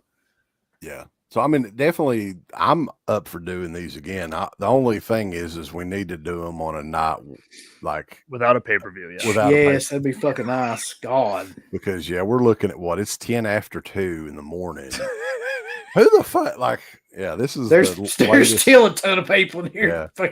And we appreciate that for sure. I mean, everybody's sticking with us this late and everything. And we do it for the tube. We do it for you guys.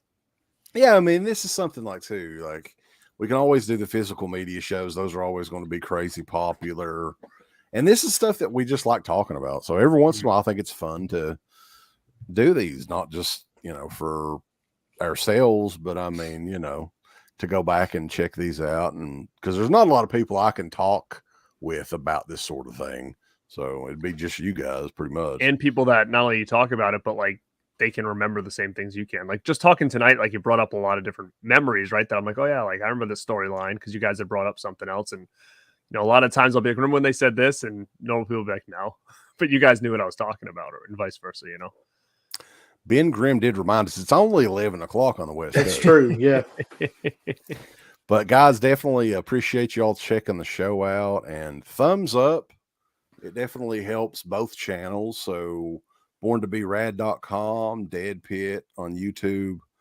Go thumbs up, subscribe, tickle that bell notification. So I think when you tickle the bell notification, they'll send you a message whenever we go live. Mm-hmm. So that way you won't miss any of this killer content, boss. Mm-hmm. For sure. Oh. What do we got next together? Do you guys know off the top of your head? I know we're going to be doing a poster video. We need to figure out exactly how we're going to go about doing that, because showing posters on a live stream is difficult. I know. Yeah, it sucks in terms of like the logistics of trying to figure out how to do that. And I was just talking to Pop recently. I think we may try to do the Scream Factory show, season 6 or whatever. Yeah. Yeah. Sometime in February as well. So maybe those will be a couple of the big ones. And Uncle Bill's doing the X-Files stuff. I think we may be doing a watch along, right? Oh yeah, that's what it is. Yeah. Y'all promised to do that shit, so you motherfuckers I want to do it. I'm just astounded on how much Mark knows. Yeah, me too. I'm like, because I was listening to it the other night, and I'm like, wow, like he remembers everything. And he's essentially the Rain Man of the X-Files. Like, you just ask him, like, he'll be like, oh, that was episode 7.2, like, I mean, he knows all the episodes chronologically and everything that was in all of them, as far as I can tell. Well, I went back and I watched after I saw you guys on that night. The next night, I started watching season 1, just to get memories. And again, I watched season 1, and I'm like, I kind of remember it, but I don't. Like the episode Squeeze and like Tunes, yeah, and so yeah, I'm starting to try to dive into those a little bit because it's been a long, long time. Oh yeah, that's right. Definitely mention the Rad Pack podcast channel. Yeah, so the Rad Pack just created its own YouTube channel. So we're kind of starting from scratch over there. So if anybody wants to go find it, go check it out. It's youtube.com/radpackpod and sub over there. Yeah. You're going to have to see if radpackpodcast.com or something like that's available. It might be. I think radpackpod is we get the Gmail for radpackpod@gmail.com. But yeah, we'll have to check on the website too. But yeah, it's going to be interesting because we're going to have to start over with that one, but we'll see. All right, but guys, yeah, I mean, it's been fun, and we'll eventually do something else wrestling related. Ric Flair just came in. Ric Flair is here, and he misspelled his first name. So hello, little dumpling books. I know we haven't been on the chat, but man, it's so fucking late. Like, we appreciate everybody tuning in and everything. But I guess we will see you guys next time on BornToBeRad.com and DeadPit.com. Give us a thumbs up. Going to bed. Up your butt. Like, subscribe. And if you subscribe, here's something else you can do. Once you subscribe, you can click the bell notification, right? And it'll notify you anytime that Dead Pit puts up new shit. Or don't. I really don't give a if you do. I want you to. I want you to. I don't care. Let's keep our community growing here on YouTube. I don't like it. I don't want you to do nothing. Listen, they need to do that, pal. No, don't you dare touch it. Thumbs up. Subscribe. And click that bell. Hey everyone, it's Oak Early Jaws. We got some great shirts for you. We got Faces of Death Part 2. We got Creepy Stories to Tell in Kentucky. The Colonel Would Approve. We also got Deadpit.com. We got Deadpit Radio with the little fucking Deadpit dude on there. We got It Never Ends, a Halloween spoof parody of the new movie. We got It at Night. We got the Rad Pack, Uncle Rad himself. It just gets better and better, so go on and get you some shirts over at Team Public. It just gets better and better, boss. Thank you to all of our supporters on Patreon. Deadpit on Patreon.com is the only place to check out a complete archive of the old Dead Pit radio shows all the way back from 2005 on, in addition to the midweek shows and fan commentaries, exclusive podcasts, and much more. Dead Pit on Patreon.com if you're interested. Tiers start at only $1.